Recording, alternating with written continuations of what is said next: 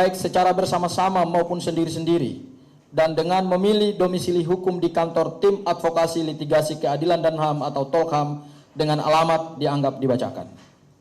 Berdasarkan surat kuasa khusus nomor SKK.021 garing angka Romawi 7/2026 garing TOLKHAM tanggal 1 Juli 2026 dalam hal ini mewakili dan atau bertindak untuk dan atas nama KRMT Roy Suryo Noto Diprojo dengan alamat dianggap dibacakan, dan untuk selanjutnya disebut sebagai pemohon, akan mengajukan permohonan pra-peradilan terhadap Kapolda Metro Jaya CQ, Direskrimum Polda Metro Jaya CQ, Kasubdit Kamnek CQ Tim Penyidik Fight, laporan polisi nomor LP garing B garing 2831 garing 4 Romawi garing 2025 garing SPKT garing Polda Metro Jaya tanggal 30 April 2025. Pelapor Insinyur Haji Joko Widodo.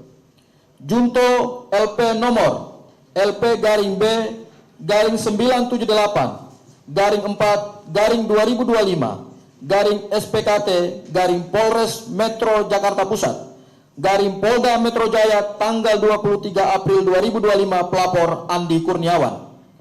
Junto LP nomor LP garing B garing 1387 garing 4 Romawi garing 2025 garing SPKT garing Polres Metro Jakarta Selatan garing Polda Metro Jaya tanggal 26 April 2025. Pelapor Lecumanan. Junto LP nomor LP garing B garing 976 garing angka Romawi 5 garing 2025 garing SPKT titik Satreskrim garing Restro Bekasi Kota garing Polda Metro Jaya tanggal 5 Mei 2025. Pelapor Maret Samuel Sweken. Junto surat perintah penyidikan nomor SP titik sidik garing S 1 garing titik 1 garing 3147 garing 7 Romawi garing 2025 di Treskrimum garing Polda Metro Jaya tanggal 14 Juli 2025. Junto surat penetapan tersangka nomor S titik tab garing S4 garing 1899 garing 11 Romawi garing 2025 di Treskrimum garing Polda Metro Jaya tanggal 7 November 2025 dengan alamat Kantor Polda Metro Jaya, Jalan Jenderal Sudirman 55 Jakarta 12190 selaku termohon. Kejaksaan Tinggi DKI Jakarta, CQ Aspidum Kejaksaan Tinggi DKI Jakarta, CQ Kajari Jakarta Selatan, CQ Tim Jaksa Penuntut Umum dalam perkara pidana Fight, laporan polisi dianggap dibacakan karena sama yang mulia. Selaku turut termohon, dasar permohonan bahwa dasar dari permohonan pra-peradilan aquo yang diajukan oleh pemohon adalah sebagai berikut. Angka 1, pasal 1 angka 14 KUHP lama. Tersangka adalah seorang yang karena perbuatannya atau keadaannya berdasarkan bukti permulaan patut diduga sebagai pelaku tindak pidana. Angka 2, pasal 90 KUHP baru. 1. Penetapan tersangka dilakukan penyidik terhadap seseorang yang diduga melakukan tindak pidana berdasarkan minimal 2 alat bukti. Kedua, penetapan tersangka sebagaimana dimaksud pada ayat 1 dituangkan dalam surat penetapan tersangka yang ditandatangani oleh penyidik dan diberitahukan kepada tersangka paling lama 1 hari terhitung sejak surat penetapan tersangka dikeluarkan. Ketiga, surat penetapan tersangka sebagaimana dimaksud pada ayat 2 memuat a. Identitas tersangka, b. uraian singkat perkara, dan c. hak tersangka. Keempat, dalam hal tertangkap tangan, penyidik segera menerbitkan surat penetapan tersangka sebagaimana dimaksud pada ayat 2 dan ayat 3. Kelima, dalam hal tersangka merupakan warga negara asing, surat penetapan tersangka sebagaimana dimaksud pada ayat 2 dan ayat 3 diberitahukan kepada perwakilan negaranya. Angka 3, pasal 91 KUHP baru. Dalam melakukan penetapan tersangka, penyidik dilarang melakukan perbuatan yang menimbulkan praduga bersalah. Angka 4, pasal 77 KUHP lama. pengadilan negeri berwenang untuk memeriksa dan memutus sesuai dengan ketentuan yang diatur dalam undang-undang ini tentang a. Sah atau tidaknya penangkapan, penahanan, penghentian penyidikan atau penghentian penuntutan. B. Ganti kerugian dan atau rehabilitasi bagi seseorang yang perkara pidananya dihentikan pada tingkat penyidikan atau penuntutan. Angka 5. Pasal 79 KUHP yang lama. Permintaan pemeriksaan tentang sah atau tidaknya suatu penangkapan atau penahanan diajukan oleh tersangka, keluarga atau keluarganya atau kuasanya kepada ketua pengadilan negeri dengan menyebutkan alasannya. Angka 6. Pasal 158 huruf A KUHP baru. Pengadilan negeri berwenang untuk memeriksa dan memutus sesuai dengan ketentuan dalam undang-undang ini mengenai a. Sah atau tidaknya pelaksanaan upaya paksa. Angka 7. Pasal 184 ayat 1 KUHP lama. 1. Keterangan saksi. 2. Keterangan ahli. 3. Surat. 4. Petunjuk. 5. Keterangan terdakwa. Angka 8. Pasal 278 KUHP baru.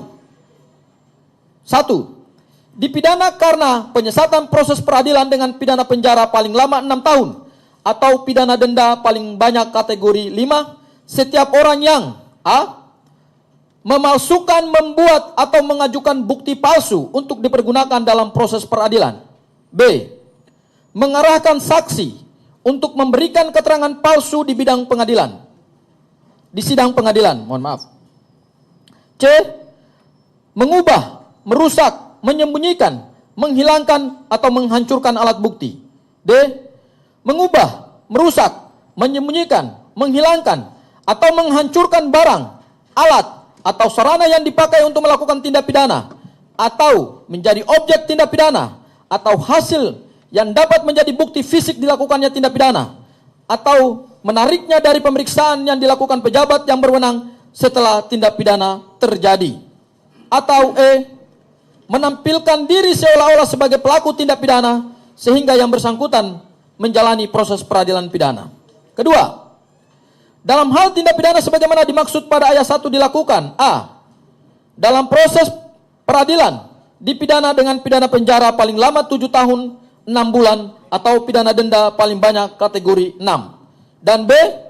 Oleh aparat penegak hukum atau petugas pengadilan dipidana dengan pidana penjara paling lama 9 tahun atau pidana denda paling banyak kategori 6.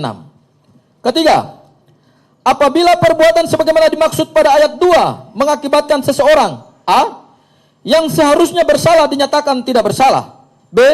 yang seharusnya tidak bersalah dinyatakan bersalah, atau c. dikenakan pasal yang lebih ringan atau lebih berat dari yang seharusnya, pidananya dapat ditambah sepertiga dari pidana sebagaimana dimaksud pada ayat 2. Angka 9. Asas res stricta, larangan analogi, Fait pasal 1 ayat 2 KUHP baru. Asas yang melarang penegak hukum menafsirkan aturan pidana secara analogi atau mencocok-cocokkan peristiwa yang mirip demi bisa mempidanakan seseorang, dan pasal yang dikenakan wajib memenuhi seluruh unsur pidana secara mutlak, bukan hasil pemeriksaan tafsir. Angka 10. Asas lex serta atau asas kepastian hukum. Asas yang menuntut perumusan delik hukum harus jelas, tegas, dan tidak bermakna ganda sehingga tujuannya agar penegak hukum tidak menyalahgunakan wewenang dengan menyeludupkan pasal karet ke dalam peristiwa yang tidak relevan. Asas kepastian hukum. Hukum harus jelas, logis, dan dapat diprediksi. Pengenaan pasal yang melompat dari uraian peristiwa mencederai kepastian hak bagi terlapor. 12. Asas kebenaran material. Hukum acara pidana dibentuk untuk mendukung pencarian kebenaran yang sebenar-benarnya atau mencari kebenaran material, bukan sekedar kecocokan formal di atas kertas laporan kepolisian. 13. Asas lex favoreo, Fait pasal 3 ayat 1 KUHP yang baru. Dalam hal terdapat perubahan peraturan perundang-undangan sesudah perbuatan terjadi, diberlakukan peraturan perundang-undangan yang baru, kecuali ketentuan peraturan perundang-undangan yang lama menguntungkan bagi pelaku dan pembantu tindak pidana. 14. Putusan Mahkamah Konstitusi RI nomor 21 garing PUU angka 12 Romawi garing 2014 tanggal 28 April 2015, yakni sebagaimana berikut. 1. Mengabulkan permohonan pemohon untuk sebagian. 1.1.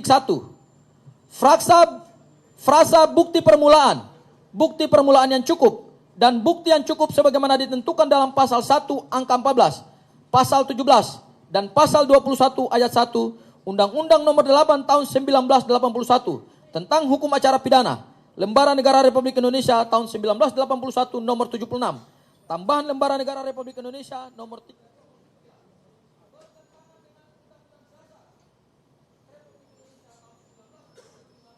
Sepanjang tidak dimaknai bahwa bukti permulaan yang cukup dan bukti yang cukup adalah minimal 2 alat bukti yang termuat dalam pasal 184 Undang-Undang Nomor 8 Tahun 1981 tentang Hukum Acara Pidana. 1.2. Frasa bukti permulaan yang cukup dan bukti yang cukup sebagaimana ditentukan dalam pasal 1 angka 15, pasal 17, pasal 21 ayat 1 Undang-Undang Nomor 8 Tahun 1981 tentang Hukum Acara Pidana, Lembaran Negara Republik Indonesia tahun 1981 nomor 76, tambahan Lembaran Negara Republik Indonesia nomor 3209 tidak mempunyai kekuatan hukum mengikat sepanjang tidak dimaknai bahwa bukti permulaan yang cukup dan bukti yang cukup adalah minimal 2 alat bukti yang termuat dalam pasal 184 Undang-Undang Nomor 8 Tahun 1981 tentang Hukum Acara Pidana. 1.3. Pasal 77 huruf A Undang-Undang Nomor 8 Tahun 1981 tentang Hukum Acara Pidana bertentangan dengan Undang-Undang Dasar Republik Indonesia tahun 1945 sepanjang tidak dimaknai, termasuk penetapan tersangka, penggeledahan, penyitaan.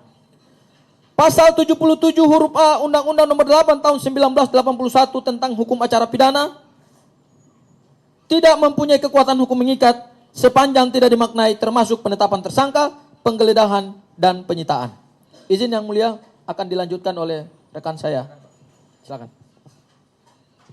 Izin mulia, yang mulia kami lanjutkan.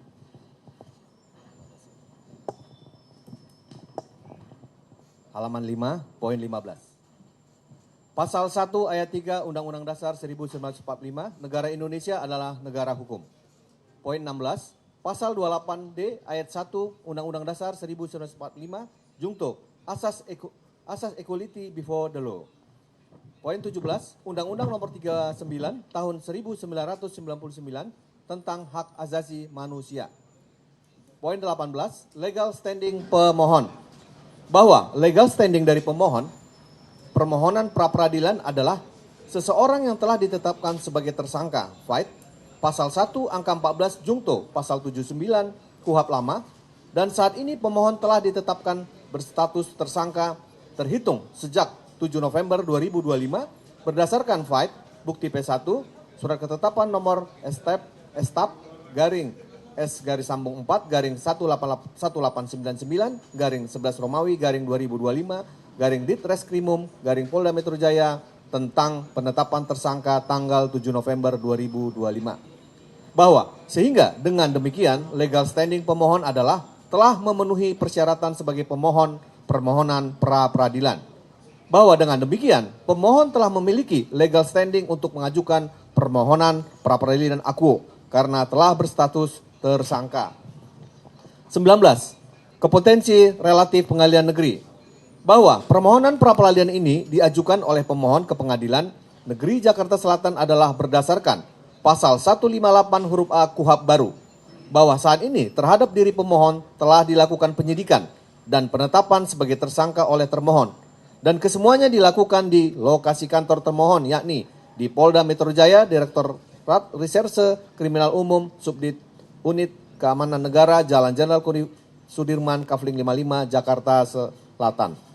Bahwa sehingga dengan demikian maka Pengadilan Negeri yang berwenang untuk memeriksa dan mengadili permohonan pra-peradilan ini adalah Pengadilan Negeri Jakarta Selatan. Poin 20, bahwa acara dari pemeriksaan permohonan pra-peradilan telah diatur dalam fight pasal 163 KUHP baru, yakni sebagai berikut. 1. Acara pemeriksaan pra-peradilan ditentukan sebagai berikut. A. Dalam jangka waktu 3 hari terhitung sejak permintaan diterima, hakim yang ditunjuk menetapkan hari sidang. Poin angka B, dalam memeriksa dan memutus permohonan sebagaimana dimaksud dalam pasal 160 sampai dengan pasal 162, hakim mendengar keterangan baik dari tersangka atau advokatnya, keluarga tersangka, pihak yang berkepentingan, penyidik atau penuntut umum. C. Pemeriksaan sebagaimana dimaksud dalam huruf B dilakukan secara cepat dan dalam jangka waktu paling lama 7 hari, terhitung sejak permohonan dibacakan. Hakim harus sudah menjatuhkan putusannya.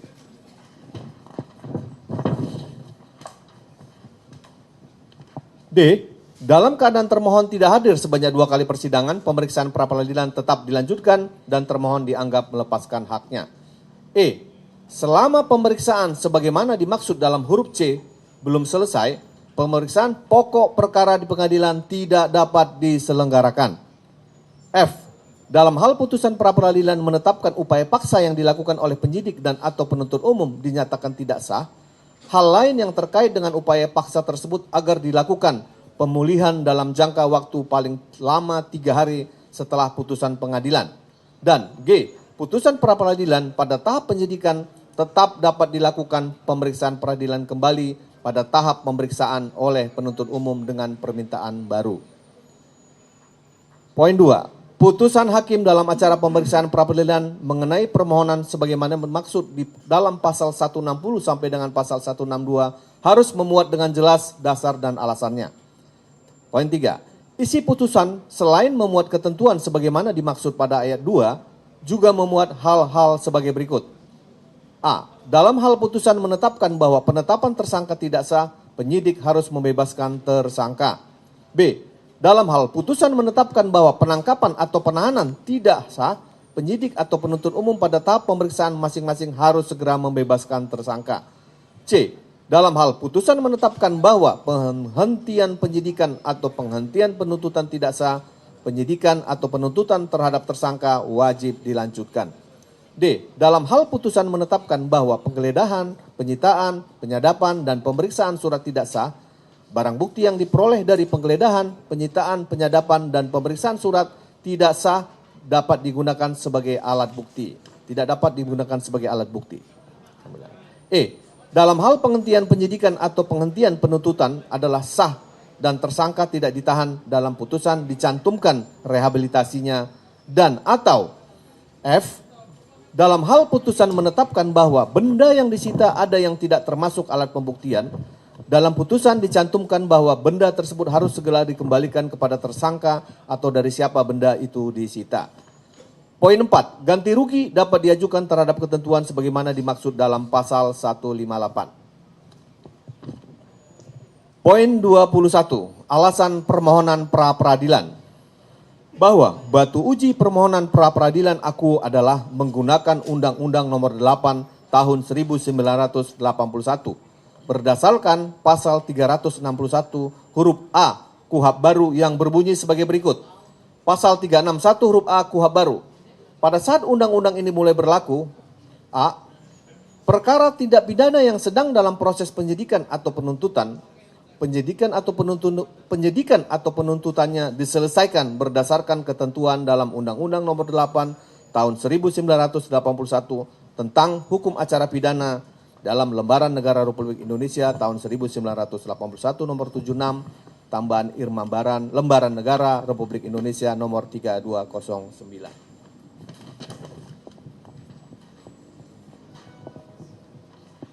Bahwa dalam permohonan pra-peradilan akuo, maka yang menjadi alasan dari pemohon adalah penyidikan yang tidak sah oleh karena penyidikan telah dilakukan dengan melanggar peraturan perundang-undangan. Fight, putusan Mahkamah Konstitusi RI nomor 21 garing PUU garis sambung 12 Romawi garing 2014 tanggal 28 April 2015 jungto pasal 184 ayat 1 KUHP lama.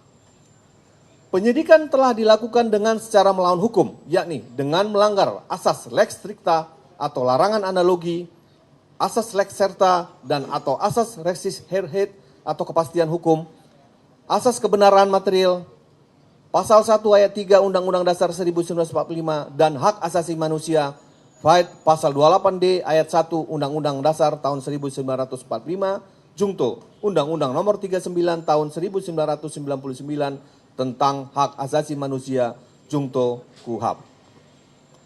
22, bahwa penegakan hukum merupakan hal yang sangat esensial dan substansial dalam negara hukum, meliputi pengertian yang bersifat makro dan mikro. Bersifat makro mencakup seluruh aspek kehidupan masyarakat, berbangsa dan bernegara.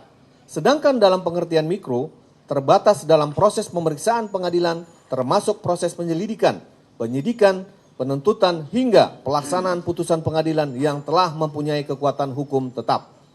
Bahwa pengertian penegakan hukum adalah upaya yang dilakukan untuk melaksanakan suatu aturan baik dalam arti formil yang sempit maupun dalam arti material yang luas sebagai pedoman perilaku dalam setiap perbuatan hukum, baik oleh para subjek hukum yang bersangkutan maupun oleh aparat penegak hukum yang resmi diberi tugas dan kewenangan oleh undang-undang untuk menjamin berfungsinya norma-norma hukum yang berlaku dalam kehidupan bermasyarakat dan bernegara.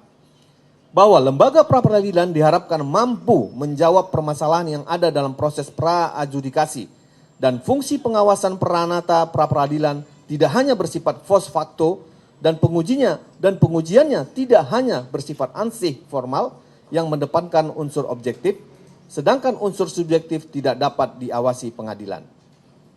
Bahwa penetapan tersangka adalah bagian dari proses penyidikan yang di dalamnya kemungkinan terdapat tindakan sewenang-wenang dari penyidik yang termasuk dalam perampasan hak asasi seseorang.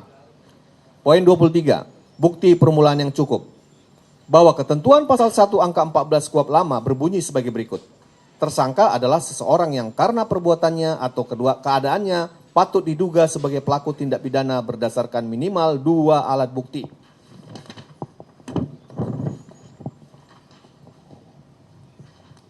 Poin 24, bahwa memang tidak ada ketentuan yang secara eksplisit menyebutkan apa saja 2 alat bukti. Namun berdasarkan pasal 184 ayat 1 KUHP lama yang berbunyi sebagai berikut. 1. Keterangan saksi. 2. Keterangan ahli. 3. Surat. 4. Petunjuk. 5. Keterangan terdakwa.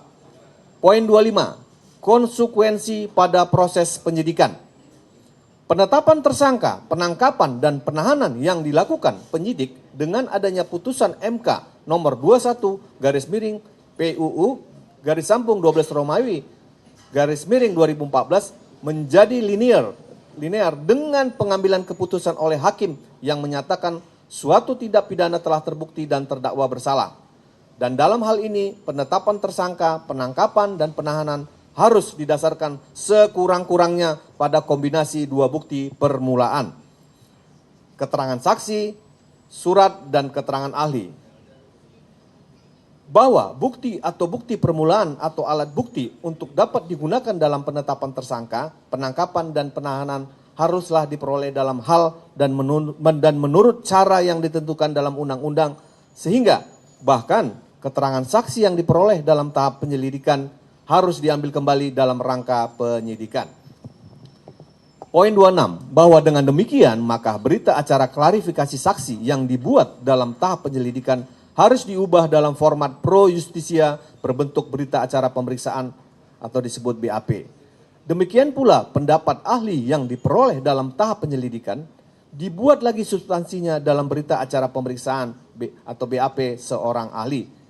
Baik keterangan saksi maupun keterangan atau pendapat ahli yang diperoleh dari perkara lain yang berkaitan dengan split sing. Sekalipun sudah dimuat dalam putusan pengadilan yang berkekuatan hukum tetap, harus diambil ulang untuk kepentingan pemeriksaan dalam penyidikan perkara pidana tersebut.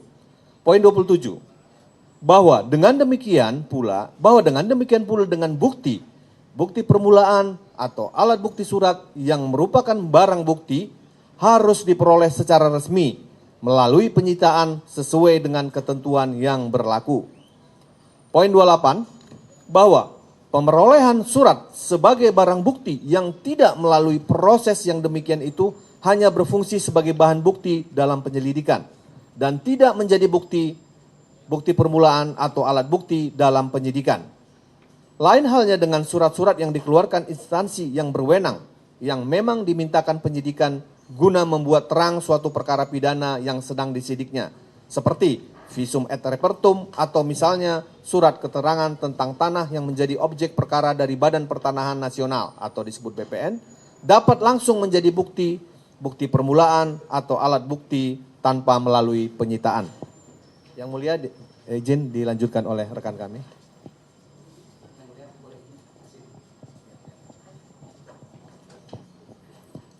Mohon izin melanjutkan yang mulia. Bismillahirrahmanirrahim. 29. Bahwa sementara itu barang bukti atau material eviden yang semula dapat menjadi bukti atau bukti permulaan untuk penetapan tersangka, penangkapan dan penahanan dengan adanya putusan MK nomor 21 garing PUU garis mendatar 12 Romawi garis miring 2014 harus diubah menjadi surat atau keterangan ahli. 30. Bahwa barang bukti tidak lagi dapat dipandang bukti atau bukti permulaan secara langsung. Mengingat dalam putusan MK nomor 21 garing PUU garis mendatar 12 Romawi garis miring 2014, konstitusionalitas bersyarat dari pasal-pasal yang diujikan sepanjang dimaknai dengan susunan alat bukti sebagaimana dimaksud dalam pasal 235 KUHP.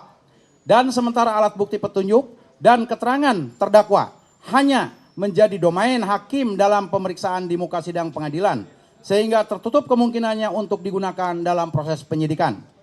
31. Bahwa berdasarkan hal itu pula, keterangan tersangka atau calon tersangka terlapor yang untuk sementara diperiksa sebagai saksi sama sekali tidak menjadi bukti permulaan atau alat bukti. 32. Bahwa dalam putusan MKRI nomor 21 garing PUU garis mendatar 12 Romawi garis miring 2014 disyaratkan bahwa pemeriksaan terhadap calon tersangka hanya sebagai persyaratan tambahan bagi keabsahan dalam penetapan tersangka. Sedangkan pemeriksaan tersangka hanya menjadi syarat kelengkapan berkas perkara dan dalam rangka pemenuhan hak tersangka untuk didengar keterangannya terhadap perkara yang dipersangkakan menurut versinya. Atau dengan kata lain, keterangan calon tersangka atau terlapor yang sementara diperiksa sebagai saksi atau keterangan tersangka tidak dapat dijadikan tumpuan pembuktian karena tidak mempunyai nilai pembuktian untuk membuktikan kebersalahan tersangka atas tindak pidana yang dipersangkakan kepadanya. 33. Bahwa hal ini merupakan asas non-self incrimination yang berlaku secara universal diadakan untuk terwujudkannya due proses pada satu sisi dan fair prosedur pada sisi yang lain. Yang berarti dalam suatu proses penyidikan seseorang tidak boleh dikatakan telah memenuhi unsur-unsur suatu tindak pidana hanya karena berdasarkan keterangannya sendiri sebagai tersangka. 34. Bahwa penyidikan merupakan langkah awal yang menentukan dari keseluruhan proses penyelesaian tindak pidana yang perlu diselidiki dan diusut secara tuntas. Dan dalam rangka memperoleh keterangan terjadinya tindak pidana tentang A. Tindak pidana apa yang diperbuat. B. Kapan tindak pidana itu dilaksanakan. C. Di mana tindakan itu dilakukan. D. Dengan alat apa tindakan itu dilakukan. E. Bagaimana tindakan itu terjadi. F. Mengapa tindakan itu dilakukan. G. Siapa pelaku tindakan pidana tersebut.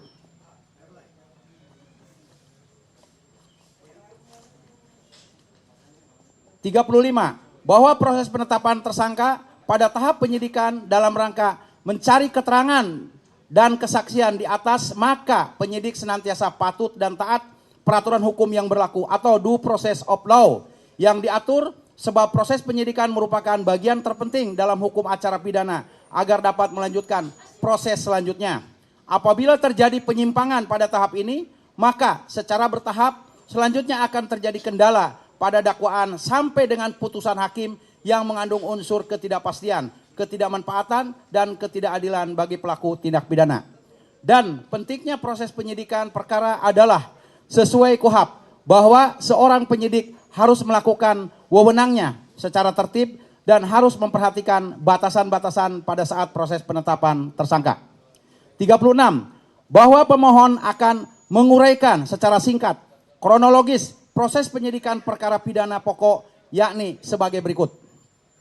Bahwa Presiden RI ke-7 Insinyur Joko Widodo atau Jokowi secara resmi telah melaporkan beberapa orang ke Polda Metro Jaya pada 30 April 2025. Berdasarkan laporan polisi dengan nomor LP-B-2831-4 Romawi 2025 SPKT Polda Metro Jaya atas nama pelapor Insinyur Haji Joko Widodo, yakni diantaranya terhadap KRMT Roy Suryo Noto Diprojo Inkasu, pemohon dan beberapa orang lainnya termasuk Dr. Rismon Hasiholan Sianipar dan Dr. Tipausia Tiasuma dengan 5 pasal yang dilaporkan, yakni pasal 310 KUHP lama yang saat ini telah menjadi pasal 433 KUHP baru.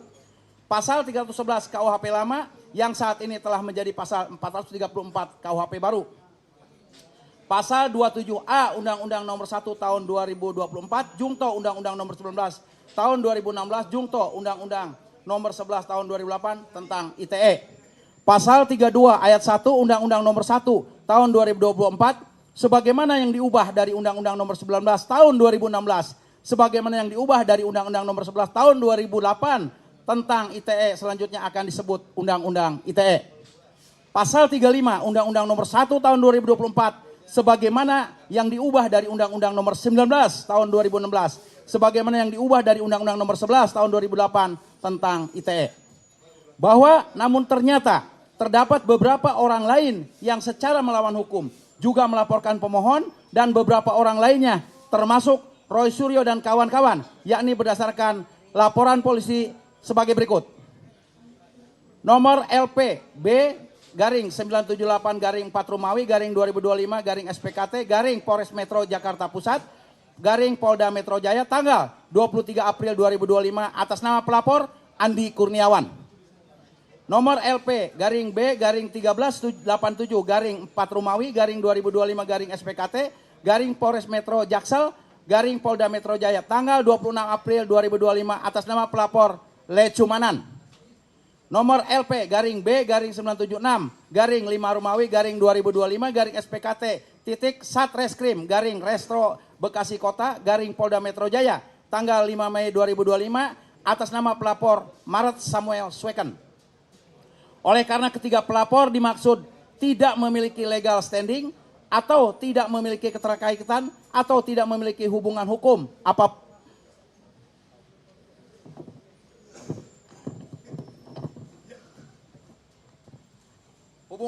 apapun terkait dengan peristiwa ramainya pemberitaan ijazah palsu Presiden ke-7 Joko Widodo. Dan yang lebih aneh dan janggal, ketiga pelapor mengaku sebagai korban dalam peristiwa pemberitaan ijazah palsu Jokowi Presiden RI ke-7. Bahwa selanjutnya KRMT Roy Suryo Noto Diprojo dan kawan-kawan telah ditetapkan sebagai tersangka berdasarkan surat penetapan tersangka nomor 5.T/S4-1899-11 Romawi 2025 Ditreskrim Polda Metro Jaya tanggal 7 November 2025. Pahit bukti P1 dan dinyatakan sebagai klaster 2 dalam perkara pidana dimaksud dan dengan disangka melanggar berbagai pasal, yakni pasal 310 KUHP lama yang saat ini telah berubah menjadi pasal 433 KUHP baru, pasal 311 KUHP lama yang saat ini telah menjadi pasal 434 KUHP baru, pasal 27A Undang-Undang Nomor 1 Tahun 2024 tentang ITE yang merupakan perubahan terakhir dari Undang-Undang Nomor 11 Tahun 2008 yang selanjutnya akan disebut Undang-Undang ITE. Pasal 32 ayat 1 Undang-Undang Nomor 1 Tahun 2024 sebagaimana yang diubah dari Undang-Undang Nomor 19 Tahun 2016 sebagaimana yang diubah dari Undang-Undang Nomor 11 Tahun 2008 tentang ITE selanjutnya akan disebut Undang-Undang ITE. Pasal 35 Undang-Undang Nomor 1 Tahun 2024 sebagaimana yang diubah dari Undang-Undang Nomor 19 Tahun 2016 sebagaimana yang diubah dari Undang-Undang Nomor 11 Tahun 2008 tentang Undang-Undang ITE. Pasal 28 ayat 2 Nomor 1 Tahun 2024 tentang ITE yang merupakan perubahan terakhir dari Undang-Undang Nomor 11 Tahun 2008 yang selanjutnya akan disebut Undang-Undang ITE yang telah dinyatakan dicabut dan telah diubah menjadi pasal 243 KUHP baru. Dan dengan tercantum para terlapor dengan legal standing sebagai korban sebanyak 4 orang, yakni Insinyur Joko Widodo, Andi Kurniawan, Le Cumanan, Maret Samuel Sweken. 37. Bahwa dalam permohonan pra-peradilan akuo, maka yang menjadi objek adalah khusus penetapan tersangka atas diri pemohon untuk pasal 32 ayat 1 Undang-Undang Nomor 1 Tahun 2024 tentang ITE yang selengkapnya berbunyi sebagai berikut. Setiap orang dengan sengaja dan tanpa hak atau melawan hukum dengan cara apapun mengubah, menambah, mengurangi, melakukan transmisi, merusak, menghilangkan, memindahkan, menyembunyikan suatu informasi elektronik dan atau dokumen elektronik milik orang lain atau milik publik. 38. Bahwa berdasarkan analisis terhadap pasal 32 ayat 1 Undang-Undang ITE dimaksud, maka penerapan pasal ini memang benar tidak sepenuhnya harus terjadi secara virtual di ruang cyber, internet online saja. Akan tetapi, secara limitatif memang bisa diterapkan pada tindakan fisik yang berdampak pada data atau informasi elektronik dengan uraian penjelasan sebagai berikut. Mengapa secara limitatif tidak harus terjadi di dunia maya atau cyber? Bahwa terdapat frase kunci dalam pasal tersebut adalah dengan cara apapun, sehingga harus dimaknai adalah secara limitatif hanya mengacu kepada beberapa perbuatan yakni sebagaimana berikut. Terdapatnya tindakan fisik atau offline yakni bahwa seseorang bisa dijerat pasal ini jika mengambil harddisk komputer orang lain secara fisik, lalu menghapus datanya atau menghilangkan, mengubah informasi elektronik. Sehingga meskipun pelakunya tidak menggunakan internet, tindakan tersebut mengubah atau merusak informasi elektronik yang tersimpan dalam perangkat elektronik. Terdapatnya akses politik, yakni melakukan perbuatan mencuri flash disk atau laptop, lalu memindahkan datanya atau mentransfer ke komputer lain tanpa izin, juga melanggar pasal ini. Terdapatnya ruang lingkup informasi elektronik, yakni bahwa dokumen elektronik tidak hanya ada di internet, cloud website, atau tetapi juga yang terdapat di dalam hard disk, flash disk, serta server lokal, hard disk, flash disk, server lokal, atau kartu memori handphone. Bahwa dengan demikian, pemohon mensomir termohon untuk menunjukkan laporan polisi dalam perkara pidana pokok untuk membuktikan formalitas adanya uraian peristiwa atau perbuatan pemohon selaku terlapor yang memenuhi unsur perbuatan pasal 32 ayat 1 Undang-Undang ITE. Mohon izin dilanjutkan rekan. Sebelum dilanjutkan, ini tolong diatur ya. 1 jam lagi kan bapak-bapak ya harus sholat Jumat, harus mulai siap-siap. Jadi apa-apa yang bisa dilewati silahkan lewati kalau tidak dapat. Gitu ya. Baik Yang Mulia. Izin melanjutkan Yang Mulia. Angka 40 bahwa haruslah dipahami pasal ini lebih menekankan pada keutuhan, keamanan dan kerahasiaan data atau data integriti milik orang lain sehingga tindakan seperti hacking atau meretas, penyadapan, penyalinan data ilegal hingga pengerusakan data secara fisik yang mengakibatkan data tersebut tidak lagi utuh atau tidak rahasia lagi barulah dapat dijerat dengan pasal ini. Sehingga penerapan pasal 32 ayat 1 Undang-Undang ITE berlaku untuk semua perbuatan yang merusak atau mengubah atau memindahkan informasi elektronik milik orang lain, baik dilakukan secara remote atau jarak jauh melalui internet, dan juga dapat diterapkan atas perbuatan offline, namun senyatanya adalah secara limitatif berupa perbuatan fisik secara langsung dan nyata atau offline pada perangkat elektronik atau penyimpan data milik publik atau orang lain. Angka 41, bahwa dengan demikian kembali terdapat beberapa pertanyaan yang bersifat fundamental sebelum menyetujui diterapkannya pasal 32 ayat 1 Undang-Undang ITE terhadap terlapor KRMT Roy Suryo Noto Diprojo inkasu pemohon, yakni apakah pasal ini dapat diterapkan terhadap diri pemohon? Apakah terdapat bukti awal bahwa pemohon melakukan perselancaran di dunia maya atau cyber ketika melakukan perbuatan yang dilaporkan oleh pelapor dan atau melakukan pencurian fisik atas data atau dokumen elektronik yang bersifat rahasia milik pelapor yang tersimpan di hard disk, komputer, laptop, ataupun HP milik pelapor. Bahwa pemohon kembali mensomir termohon untuk menunjukkan lembaran laporan polisi dalam perkara pidana pokok oleh karena pemohon yakin dapat dipastikan tidak ada bukti awal dan tidak ada uraian perbuatan pada laporan polisi bahwa pemohon melakukan perselancaran di dunia maya atau cyber ketika melakukan perbuatan yang dilaporkan oleh pelapor dan atau melakukan pencurian fisik atas data atau dokumen elektronik yang bersifat rahasia milik pelapor yang tersimpan di hard disk, komputer, laptop ataupun HP milik pelapor, sehingga dapat disimpulkan bahwa terhadap diri pemohon adalah tidak dapat diterapkan pelaporan pidana dengan pasal 32 ayat 1 Undang-Undang ITE. Angka 43, bahwa pasal 32 ayat 1 Undang-Undang ITE terindikasi menjadi pasal yang diselundupkan oleh karena ancaman hukumannya tinggi, yakni 8 tahun, sehingga dapat menjadi alasan objektif untuk dilakukannya penahanan terhadap diri pemohon ketika telah berstatus tersangka. Angka 44, bahwa sehubungan dengan bukti permulaan dalam pasal 32 ayat 1 Undang-Undang ITE sebagaimana diatur dalam pasal 184 ayat 1 KUHP lama mengenai alat bukti, maka pemohon mensomir termohon untuk dapat menunjukkan bukti permulaan sebagai berikut.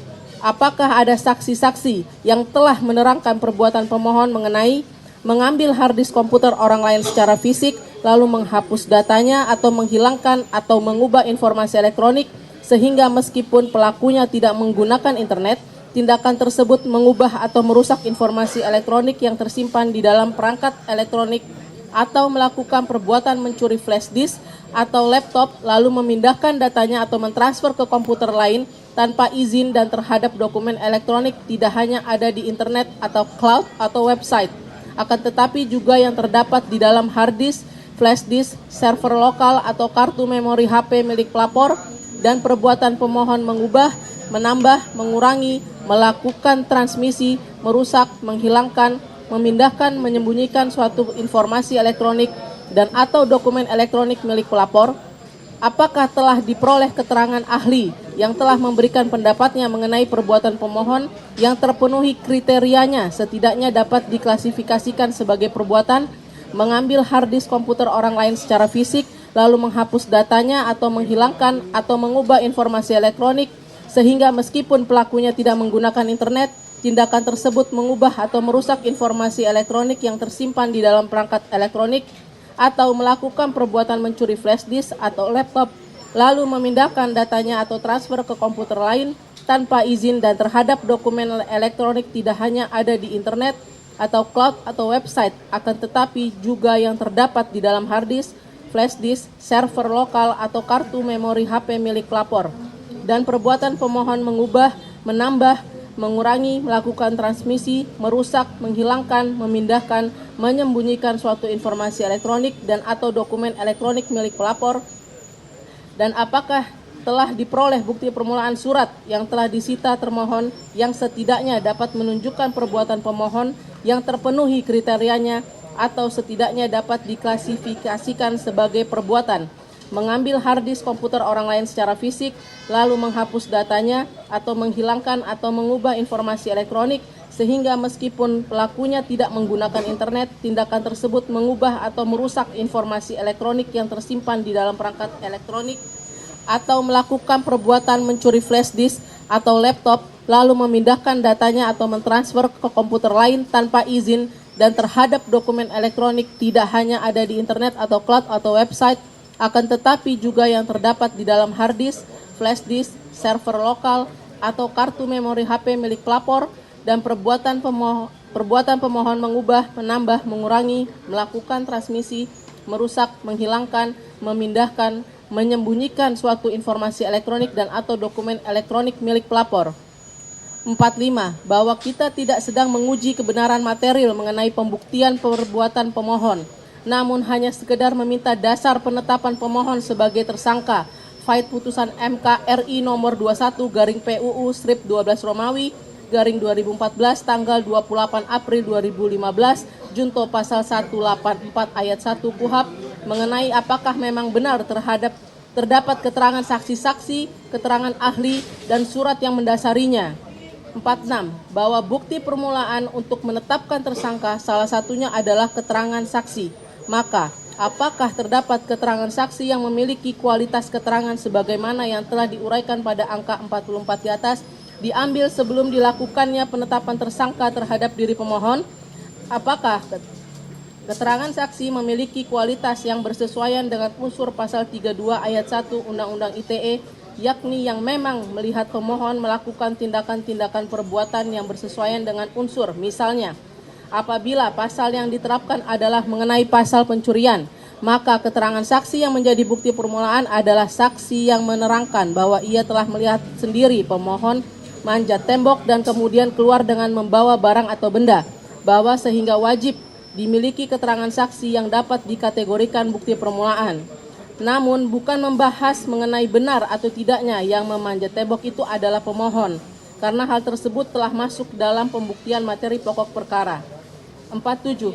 Bahwa tempus delicti atau waktu terjadinya tindak pidana adalah sangat penting dalam hukum pidana, oleh karena membantu untuk menentukan apakah suatu undang-undang pidana dapat diterapkan pada suatu peristiwa dan apakah si pelaku dapat dimintai pertanggungjawaban. Penentuan tempus delicti juga terkait dengan daluarsa penuntutan dan penentuan pengadilan yang berwenang, sehingga pada penerapannya akan berkorelasi dengan hal-hal sebagai berikut. Bahwa penerapan undang-undang yang sesuai yakni tempus delicti akan menentukan apakah suatu tindak pidana terjadi pada saat undang-undang yang bersangkutan berlaku, dan jika tindak pidana terjadi sebelum undang-undang baru yang lebih berat diberlakukan, maka undang-undang baru tersebut tidak dapat diterapkan secara retroaktif sesuai dengan asas non-retroaktif. Bahwa pertanggungjawaban pidana dalam hal penentuan tempus delicti juga penting untuk menentukan apakah pelaku tindak pidana dapat dimintai pertanggungjawaban pidana. Misalnya, apakah pelaku sudah dewasa atau berusia 12 tahun ke atas pada saat melakukan tindak pidana sesuai dengan Undang-Undang Sistem Peradilan Pidana Anak. Bahwa tempus delicti terjadinya tindak pidana juga berkaitan dengan daluarsa penuntutan. Jika batas waktu penuntutan telah lewat, maka tindak pidana tersebut tidak dapat lagi dituntut. Bahwa penentuan tempus delicti juga berpengaruh pada penentuan pengadilan yang berwenang untuk mengadili suatu peristiwa, untuk mengadili perkara yang terjadi dalam wilayah hukumnya. Dengan demikian, tempus delicti bukan hanya sekedar menentukan waktu terjadinya tindak pidana, tetapi juga memiliki implikasi hukum yang luas, terutama dalam hal penerapan undang-undang, pertanggungjawaban pidana, daluarsa dan kompetensi pengadilan. Angka 48. Bahwa berdasarkan bukti yang dimiliki oleh pemohon yang memperoleh surat undangan klarifikasi ketika masih berstatus terlapor dalam tahap penyelidikan hingga saksi dalam tahap penyidikan, sehingga dengan demikian maka terdapat dua tanggal tempus delicti yakni tanggal 26 Maret Fight Bukti P2 Surat Undangan Klarifikasi ke-1 nomor B garing 14904 garing 6 Romawi garing res titik 1.24 garing 2025 garing Ditreskrimum tanggal 23 Juni 2025 dan tanggal 22 Januari Fight Bukti P3 Surat Panggilan ke-1 sebagai saksi nomor S.PGL garing S-5 garing 6525 garing 8 Romawi garing 2025 garing Ditreskrimum garing Polda Metro Jaya tanggal 7 Agustus 2025 serta bukti P4 Surat Panggilan ke-1 sebagai tersangka nomor S.PGL garing S-5.1 garing 9486 garing 11 Romawi garing 2025 garing Ditreskrimum garing Polda Metro Jaya tanggal 7 November 2025. 49. Bahwa sehingga dengan demikian maka pemohon mensomir termohon untuk dapat menunjukkan bahwa apakah terdapat bukti permulaan mengenai pemohon pada tanggal 26 Maret 2025 dan tanggal 22 Januari 2025. Izin melanjutkan yang mulia. Izin yang mulia. 50.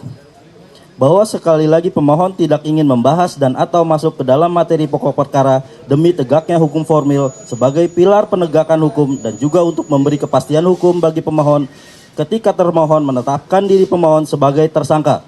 51. Penerapan putusan MK RI nomor 21 garis miring PUU strip 12 Romawi garis miring 2014 junto pasal 184 ayat 1 KUHP bahwa sebagaimana yang telah kita ketahui bahwa minimal dua bukti permulaan yang harus dimiliki oleh termohon adalah kombinasi dari keterangan saksi dan keterangan ahli, keterangan saksi dan surat, atau keterangan saksi, keterangan ahli, dan surat.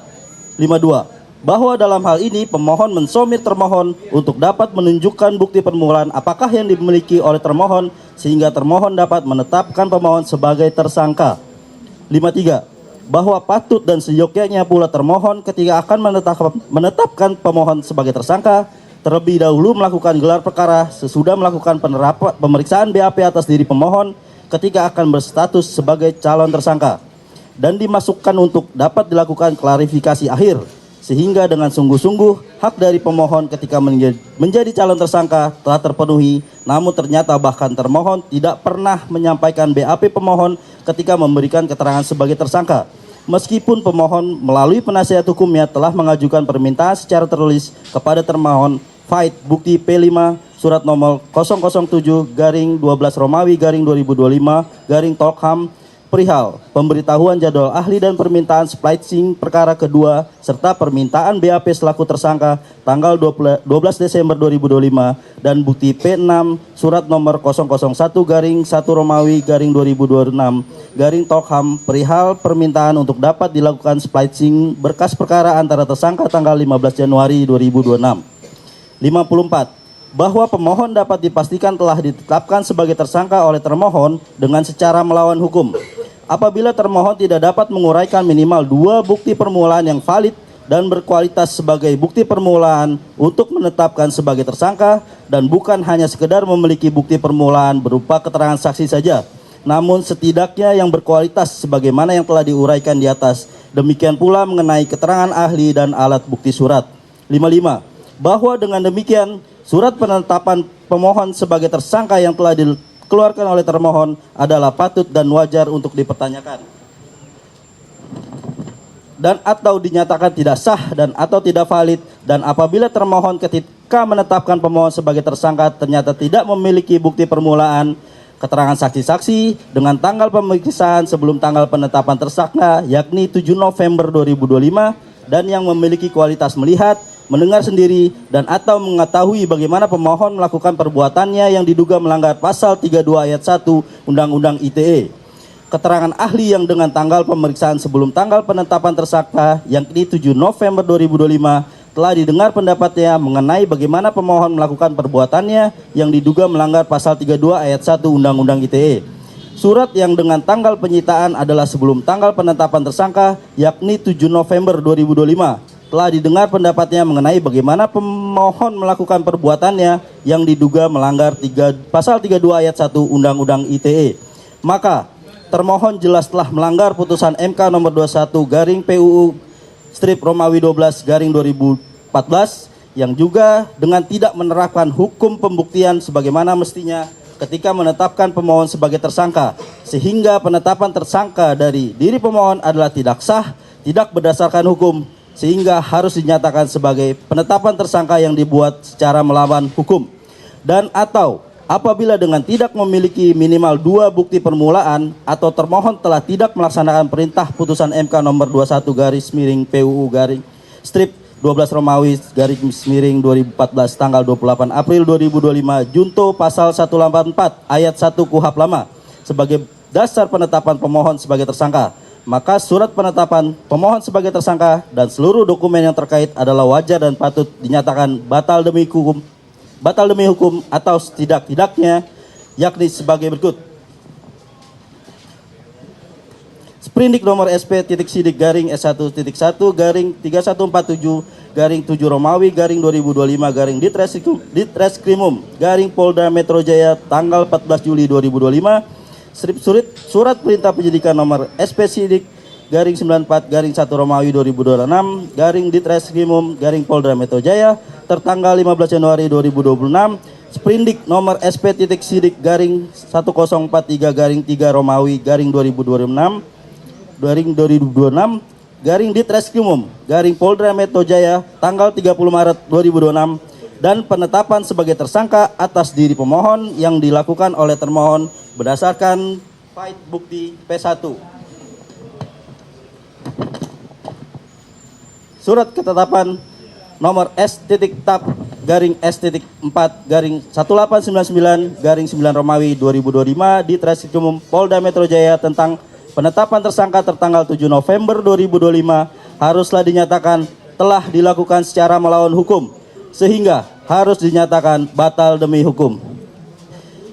56. Bahwa dengan dilanggarnya oleh termohon putusan MK nomor 21 garing PUU strip 12 Romawi garing 2014 tanggal 28 April 2015, artinya harus dimaknai juga termohon melanggar pasal 28D ayat 1 Undang-Undang Dasar 1945. Setiap orang berhak atas pengakuan, jaminan, perlindungan, dan kepastian hukum yang adil, serta perlakuan yang sama di hadapan hukum. 28I ayat 2 UUD 1945. Setiap orang berhak bebas dari perlakuan yang bersifat diskriminatif atas dasar apapun dan berhak mendapatkan perlindungan terhadap perlakuan yang bersifat diskriminatif itu.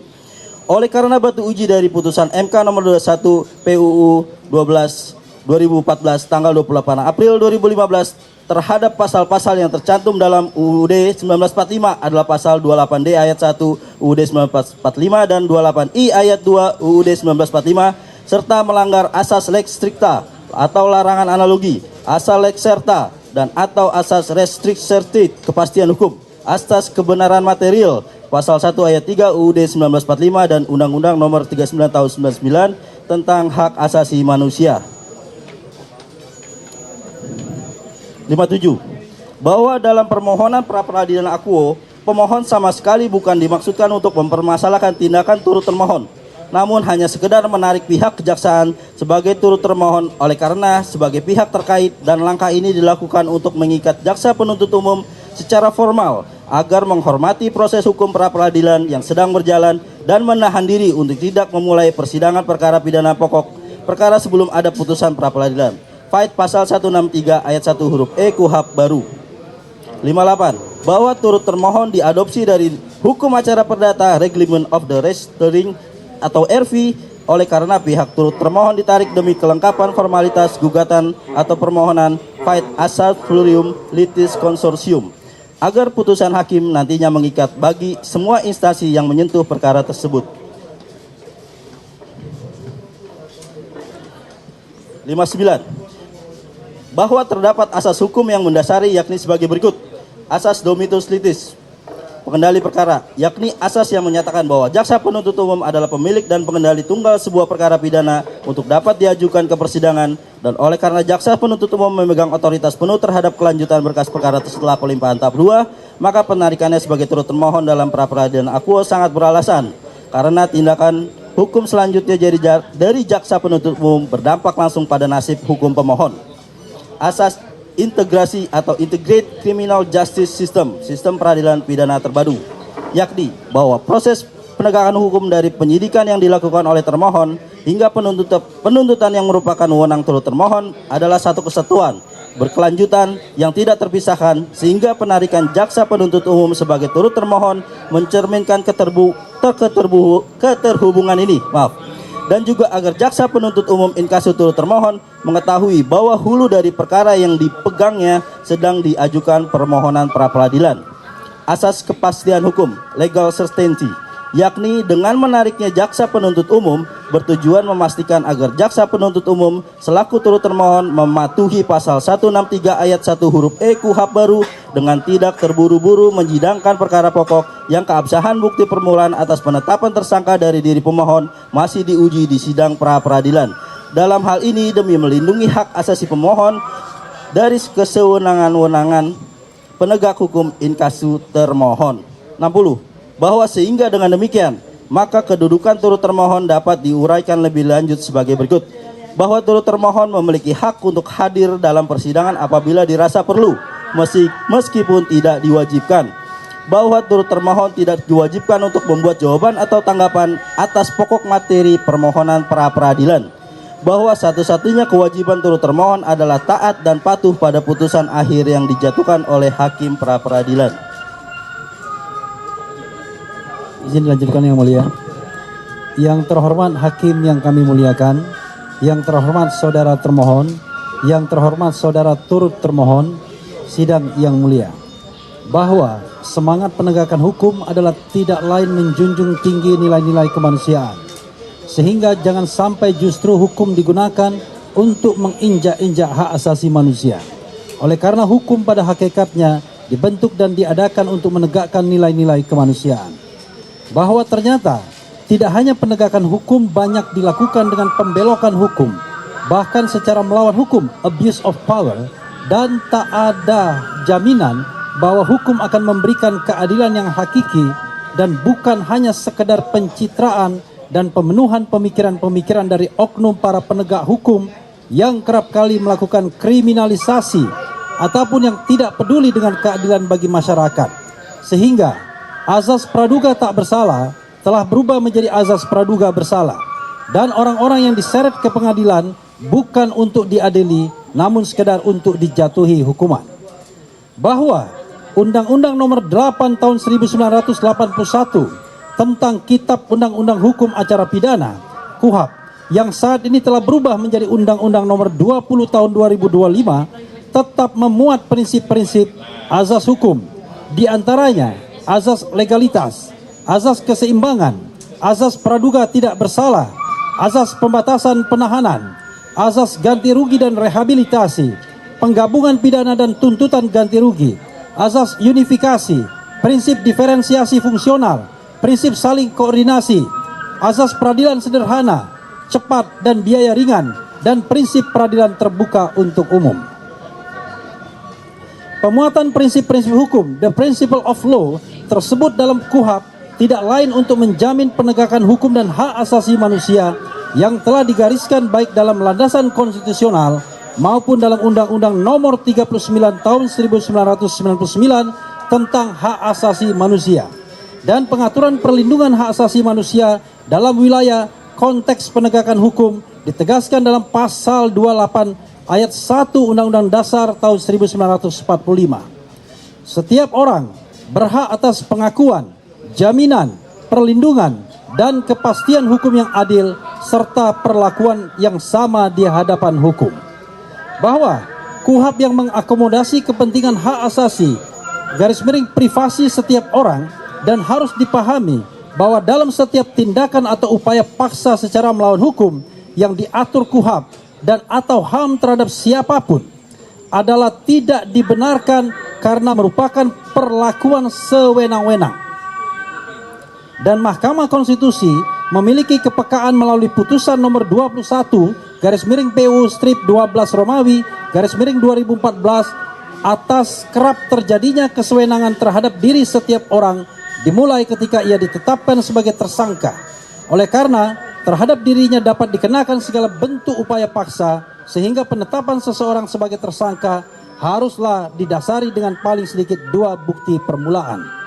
Bahwa dengan tujuan mengangkat harkat dan martabat serta nilai-nilai kemanusiaan dari pemohon selaku individu yang wajib memperoleh pembelaan atas terjadinya abuse of power yang dilakukan terhadap dirinya, dan hak yang dimiliki oleh pemohon adalah bahkan sejak pemohon dipanggil untuk didengar keterangannya sebagai saksi in kasu terlapor, hak-hak pemohon sebagaimana yang telah dijamin oleh putusan MKRI nomor 21/12/2014 tanggal 28 April 2015 Jungto pasal 28D ayat 1 Jungto pasal 28I ayat 2 UUD 1945 Jungto Undang-Undang Nomor 39 Tahun 1999 tentang Hak Asasi Manusia.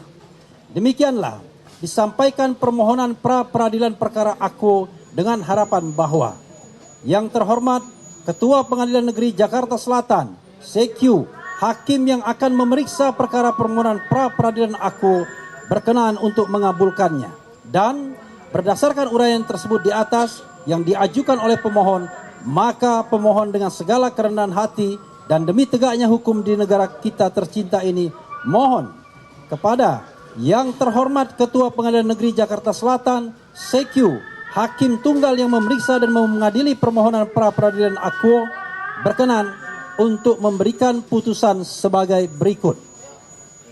1. Mengabulkan permohonan pra peradilan dari pemohon untuk seluruhnya. 2.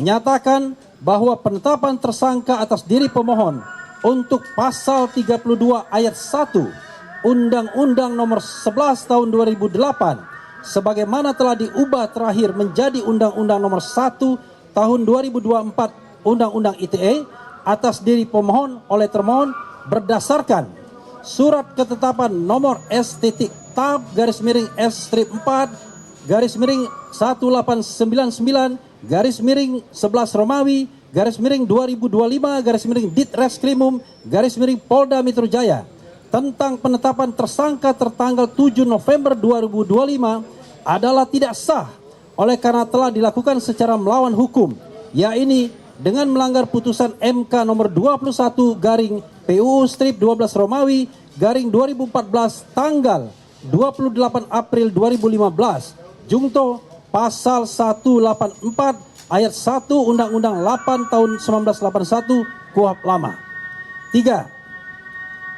Menyatakan pemohon tidak dapat didakwa dengan pasal 32 ayat 1 Undang-Undang nomor 11 tahun 2008 sebagaimana telah diubah yang terakhir menjadi Undang-Undang nomor 1 tahun 2024 Undang-Undang ITE. 4. Menyatakan bahwa penyidikan yang dilakukan oleh termohon berdasarkan sprindik nomor SP.SIDIK/S1.1/3147/7 Romawi /2025/Ditreskrimum Polda Metro Jaya tanggal 14 Juli 2025, surat perintah penyidikan nomor SP.SIDIK/94/1 Romawi /2026 Ditreskrimum Polda Metro Jaya tertanggal 15 Januari 2026, sprindik nomor SP.SIDIK/1043/3 Romawi /2026 Ditreskrimum Polda Metro Jaya tanggal 30 Maret 2026 adalah tidak sah oleh karena telah dilakukan secara melawan hukum, yaitu dengan melanggar putusan MK nomor 21/PUU/12 Romawi /2014 tanggal 28 April 2015 jungto pasal 184 ayat 1 Undang-Undang nomor 8 tahun 1981 KUHP lama. 5. Menetapkan bahwa A. Sprindik nomor SP.SIDIK/S1.1/3147/7 Romawi /2025/Ditreskrimum Polda Metro Jaya tanggal 14 Juli 2025. B. Surat perintah penyidikan nomor SP.SIDIK/94/1 Romawi /2026 Ditreskrimum Polda Metro Jaya tertanggal 15 Januari 2026. C. Sprindik nomor SP.SIDIK/1043/3 Romawi /2026 Ditreskrimum Polda Metro Jaya tanggal 30 Maret 2026. D. Surat ketetapan nomor S.Tab/1899/11 Romawi /2025 Ditreskrimum Polda Metro Jaya tentang penetapan tersangka tertanggal 7 November 2025 dan atau surat perintah dan atau dokumen yang telah diterbitkan oleh termohon berlandaskan dokumen sebagaimana yang dimaksud dalam butir A, B, C, dan D tersebut di atas dinyatakan dibatalkan. 6. Memulihkan harkat, martabat, dan nama baik pemohon seperti keadaan semula faid pasal 82 ayat 3 huruf C KUHP lama Undang-Undang nomor 8 tahun 1981. 7. Menyatakan turut termohon untuk tidak melanggar pasal 163 ayat 1 huruf E KUHP baru faid Undang-Undang nomor 20 tahun 2025. 8. Menyatakan turut termohon patuh dan tunduk pada putusan AKUO. 9. Membebankan ongkos perkara sesuai dengan peraturan yang berlaku. Atau apabila yang terhormat Ketua Pengadilan Negeri Jakarta Selatan CQ hakim yang menerima dan memeriksa permohonan pra-peradilan perkara AKUO berpendapat lain, mohon putusan yang seadil-adilnya ex AKUO et bono. Hormat kami, tim kuasa hukum pemohon KRMT Roy Suryo Noto Diprojo, Kantor Hukum Tokham, Refli Harun, Yaya Satya Nagara, Ristan BP Simbolon, Erdiana, Abdul Ghafur Sangaji, Meti Nurhalisa, Soraya, Najmi Salsabila Gahara, Afandi Budi Arianto, Hilda Waroka. Terima kasih. Wassalamualaikum warahmatullahi wabarakatuh. Baik, selanjutnya kita atur jadwal ya. Senin jawaban. Metodenya sama ya. Kalau memerlukan replik atau duplik maka hanya di hari Senin itu saja. Sebetulnya replik duplik tidak terlalu perlu sebetulnya. Yang penting jawaban, setelah itu pembuktian. Fokuskan di sana. Tapi seandainya saudara memerlukan itu tidak apa-apa. Ya, hanya di hari. Sidang akan kita mulai pukul 9 Pak di hari Senin. Tolong hadir tepat waktu karena kalau kita lambat nanti sidang yang lain juga akan mundur ya. Itu jam 9 kita sudah mulai. Selanjutnya 14 Juli pembuktian pemohon, 15 Juli pembuktian termohon dan turut termohon, Kamis 16 Juli kesimpulan, Jumat kita jeda, kami untuk waktu kami itu untuk berkas dan pembuatan putusan. Putusan akan dibacakan tanggal 20 Juli, Senin, pukul 1 siang. Ya, silakan perwakilan menandatangani rencana sidang. Pak Afandi di sini.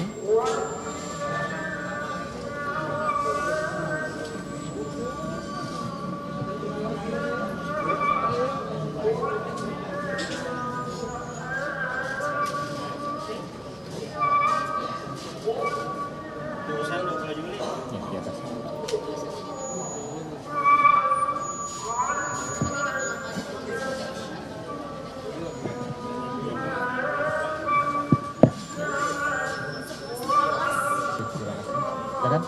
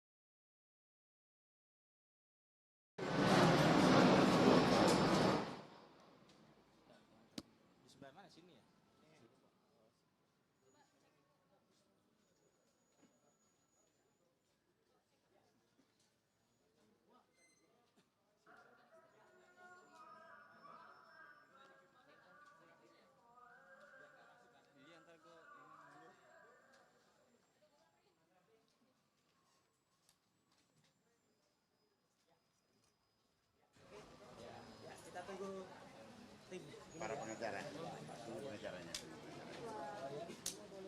Guys, misi guys, guys. Bang, boleh sedikit kok bang?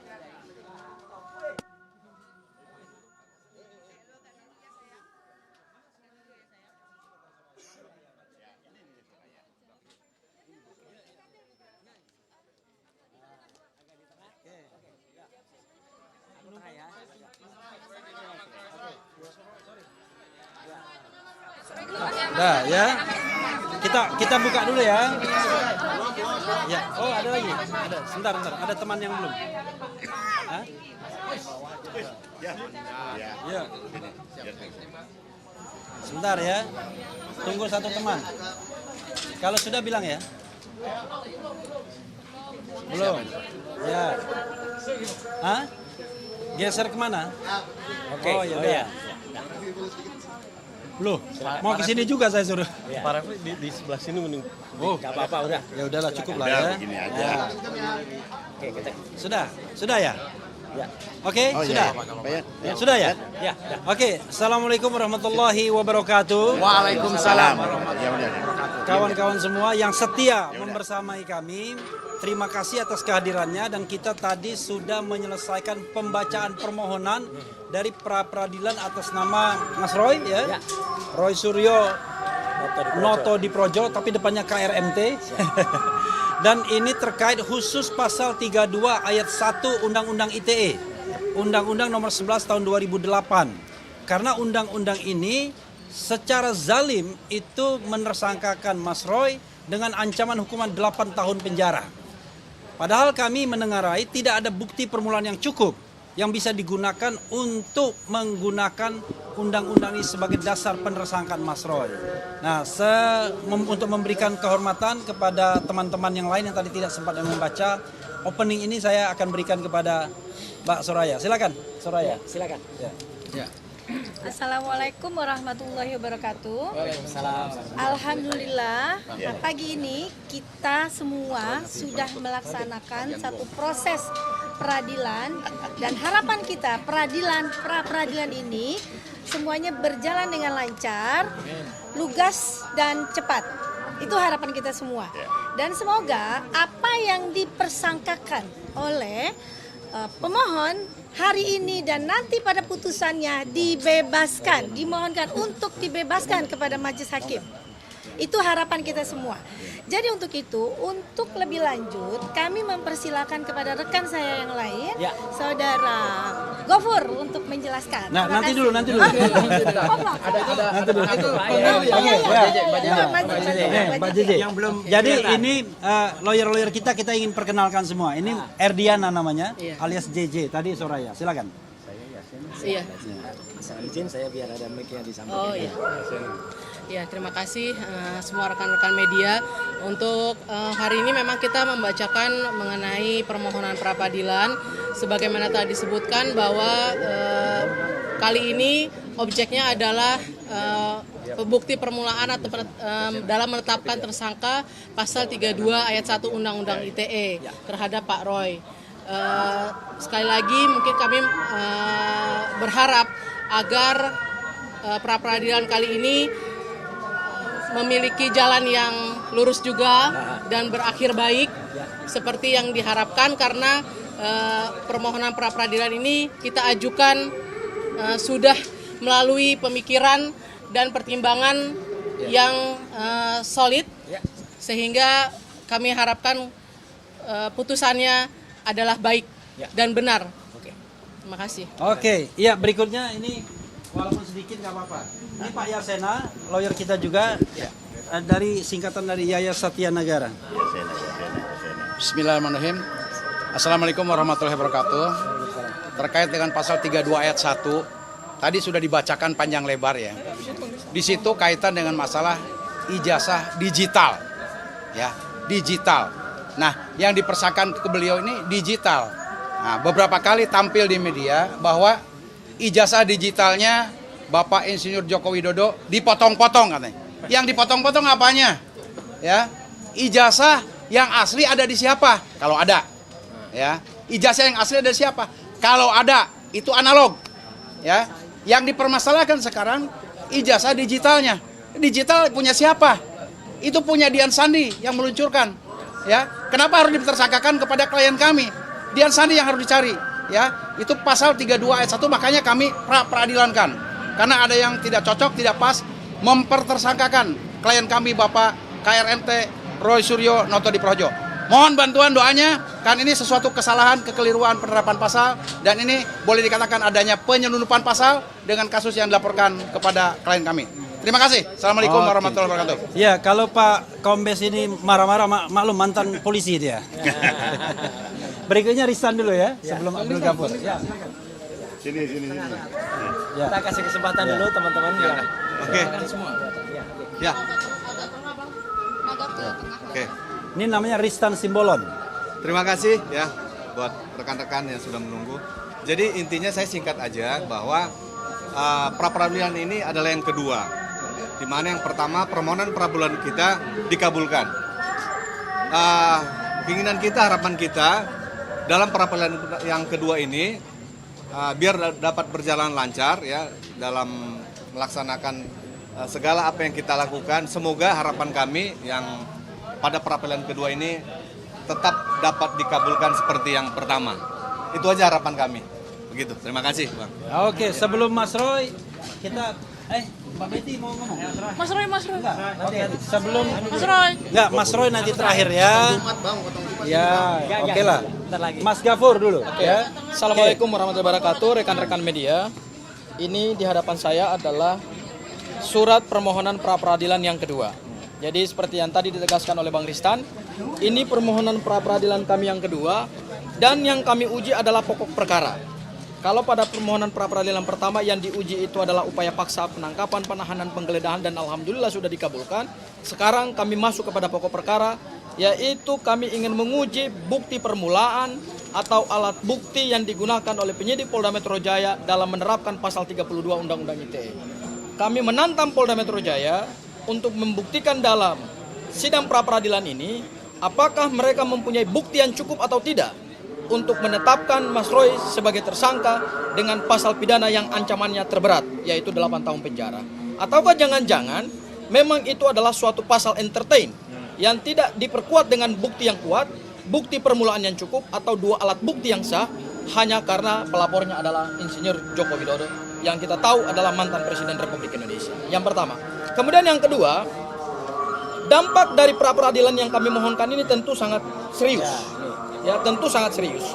Karena tadi dalam petitum yang dibacakan oleh Bang Refli Harun, ada jaksa penuntut umum selaku turut termohon, maka berdasarkan pasal 163 ayat 1 huruf E KUHP yang baru terhadap permohonan pra-peradilan yang sedang dilangsungkan, maka pokok perkara tidak bisa diperiksa sampai kemudian keluar putusan pra-peradilan.